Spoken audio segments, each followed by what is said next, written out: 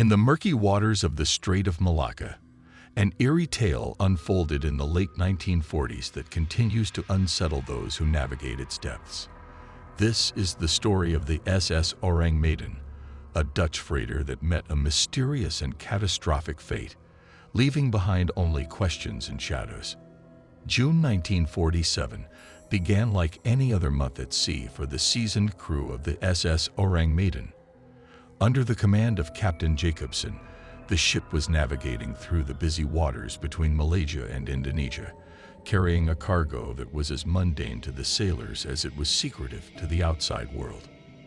The crew, a blend of seasoned Dutch sailors and Malay workers, were well acquainted with the rhythmic life at sea. The crash of the waves, the creaking of the ship, and the endless horizon that promised yet concealed so much. One fateful night, as a thick fog descended over the strait, an unsettling calm pervaded the ship. The radio operator, a young man named Anwar, was the first to sense that something was amiss as he adjusted the dials on the radio, trying to pierce the static that filled the airwaves. A chilling distress signal broke through. All officers, including captain, are dead lying in chart room and bridge, possibly whole crew dead. This cryptic message was followed by indecipherable Morse code, then one final, haunting phrase, "I die." The signal was picked up by several ships nearby and eventually relayed to British and Dutch listening posts along the strait. The coordinates pointed to the Orang Medan. A rescue mission was immediately launched from Penang, with the hope of finding survivors, or at least answers. The Silver Star, a merchant ship, reached the Orang Medan several hours later. The rescuers were greeted by a ghost ship. The decks of the Orang Medan were silent but for the groaning of the time-worn metal and the slap of the waves against the hull. As the boarding party tentatively stepped onto the ship, a horrific sight met their eyes. Everywhere they looked, they found the bodies of the crew. Each man's face was twisted in an expression of sheer terror, eyes wide open, arms seemingly trying to fend off an unseen attacker. The ship's dog lay frozen in a snarl towards an empty corridor. Strangely, there were no signs of physical injuries on the bodies or any sign of a struggle. Captain James, leading the boarding party, pushed forward to the bridge. There, he found Captain Jacobsen, his eyes staring blankly at something only he could see, his hands clutching a cup of cold coffee. The radio room revealed the young operator slumped over the transmitter, his final message etched into the airwaves, but not explaining the horror that had overtaken his ship. As the investigation continued, a subtle, sulfurous odor grew stronger by the minute. The rescue team's unease turned into alarm when smoke began to seep through the lower decks. With no time to unravel the mystery, Captain James ordered everyone back to the Silver Star, just moments before an explosion rocked the Orang Medan. Flames quickly consumed the ship, which sank with all its dead and its secrets to the murky depths below. Speculation ran rampant following the incident. Some said the Orang Medan was carrying a smuggled cargo of hazardous chemicals, perhaps nerve agents, which leaked and caused the crew to suffer horrifying hallucinations and death. Others whispered of supernatural forces, ancient curses that guard the strait and punish those who dare disturb their slumber. Years later, researchers attempted to trace the origins of the Orang Medan. Yet no records of the ship could be found in the registries of the Netherlands or any other country. This lack of evidence only deepened the mystery, transforming the story into a maritime legend, a ghost story whispered by sailors as a warning of the dangers that lurk on the open sea. As with all ghost stories, the tale of the Orang Medan serves as a chilling reminder of the sea's vast and unfathomable nature. It holds secrets beneath its waves that are sometimes best left undiscovered. Whether the result of human error, a cargo too dangerous, or an inexplicable force beyond understanding, the story of the Orang Medan remains a haunting enigma, a narrative as deep and as dark as the waters where it met its end. In the early 19th century, nestled among the fertile lands of northern Tennessee, The Bell family lived in a close-knit community where everyone knew each other's joys and sorrows. John Bell, the patriarch, was a well-respected farmer who, along with his wife Lucy, cultivated a life full of promise and prosperity. However, their peaceful existence was about to be shattered in a way that would leave their small community rattled for generations. The disturbances began subtly in the fall of 1817.